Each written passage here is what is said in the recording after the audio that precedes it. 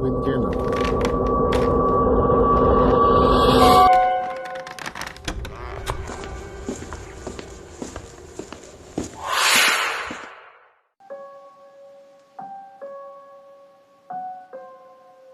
Darling, hey darling, got a little something in your shirt. Carl snapped out of his reverie long enough to shrug his shoulders and smile up at the waitress before diving back into the best damn sloppy joe he'd ever tasted. It seems he had lost all sense of proper dining etiquette after his first bite, but it didn't faze her for a second. She'd seen that glassy-eyed gaze many times before. She tossed a few more napkins on the table and shuffled away to top off a customer's coffee. A little while later, Carl dipped a napkin in his water and dabbed the greasy red splotches on his shirt. He did it more for the sake of appearance than anything else.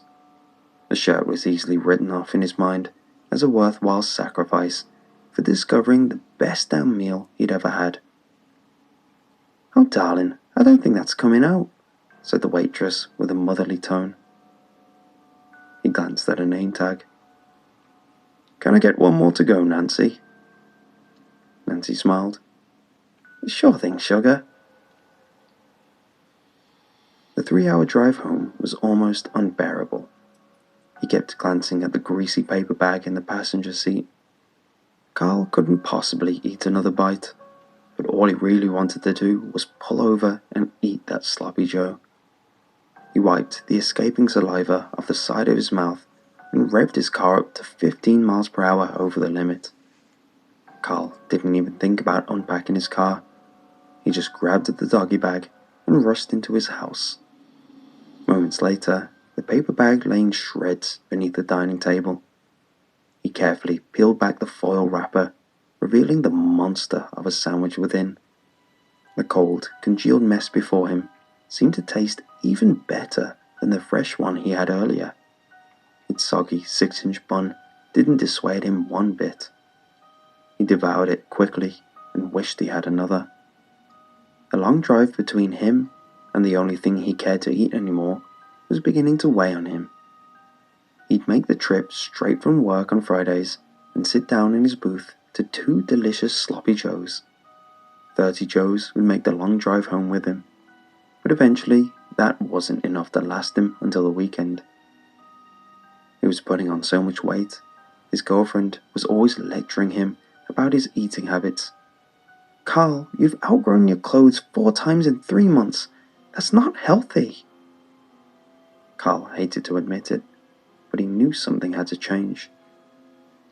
His new place was less than a mile from the diner, and his job at the only gas station in town gave him plenty of chances to eat between transactions. He felt bad about how he left things between him and his girlfriend, but the remorse didn't last long. They even displayed a framed picture of him in his booth at the diner where he visited at least 3 times a day.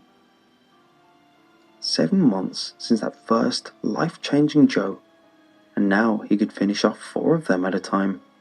2 for breakfast, 3 or 4 for lunch, 4 for dinner, and of course the occasional one as a snack.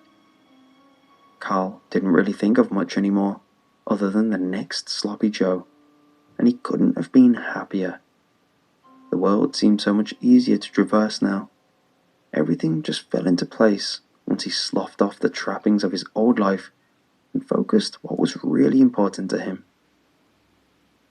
"Hey Nancy, what can I do for you, hon?" "Well, I've been wondering. You guys are out in the middle of nowhere, but you stay so busy. How do you do it?" "Nothing to it, sugar. It's all because of our loyal customers. Years and years of regulars like yourself. Just look around at all the pictures on the walls. Oh, that reminds me. I'm sorry to tell you this, but due to the rise in food costs, we have to start charging you $2 more per joe. You okay with that, darling?" This most recent cost hike didn't seem to even register in Carl's mind.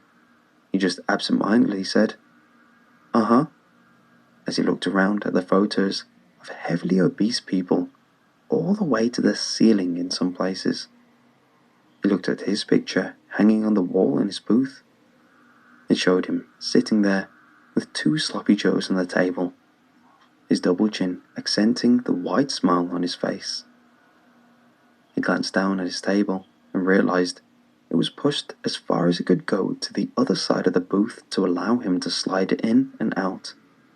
There wasn't enough room for even a child to sit on the other side, and his gut already pressed against the edge of the table.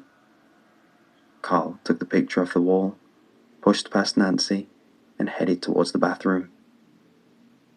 He stood before the mirror and compared himself to the photo. The guy in the photo was much bigger than he used to be before all the sloppy joes, but his image in the mirror looked like someone who had eaten both of those guys. Carl pinched the rolls of fat under his chin and jiggled them. He thought about how he used to view fat people as lazy, insecure, and even stupid. It seemed strange to him that since he started putting on weight, he never once saw himself that way. His gurgling stomach reminded him of the 4 joes being prepared for him right in the kitchen. He suddenly felt sickeningly hungry. He came out of the bathroom and started to scrutinize the photos in the hallway. Nancy stepped up to him. "I wouldn't count 'em if I was you, hun. Your order will be up soon. Why don't you go sit down? I topped off your sweet tea." She began to walk away as Carl spoke up. "All the people in these photos are dead now, aren't they?" Nancy sighed and turned to face Carl. "Most of them. But don't you think about that, sweetheart. All our regulars are the happiest they've ever been right to the end." The ding, ding, ding of the order bell yanked Carl from his depressing epiphany. "I bet that's your Joe's right now, darling." She gave his fat shoulders a reassuring squeeze and headed over to the order window. He stood there at the hall entrance and looked out into the diner. The place was crowded as usual, with familiar faces he'd watched over the months bulk up like himself. Foot-long chili dogs, fried chicken with pasta, double bacon cheeseburgers, chicken and waffles, sloppy joes, and all sorts of other huge portions of artery clogging foods were being devoured by the perfectly content customers. He wondered how many of them would succumb to heart failure within the year.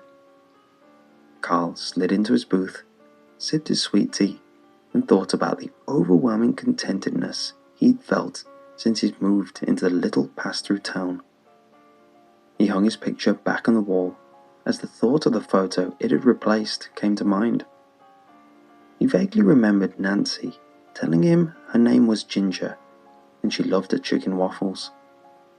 He recalled how happy she looked with a bottle of maple syrup in one hand and a fork in the other. Nancy showed up with 2 trays and expertly transferred his 4 joes to the table. "Let me just grab you some extra napkins."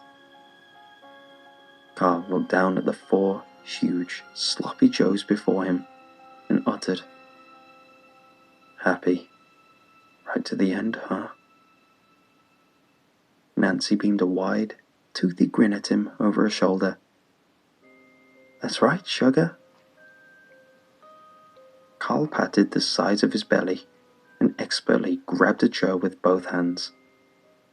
"Well, then tell the cook to get 1 more ready for me. I want to try for 5 today."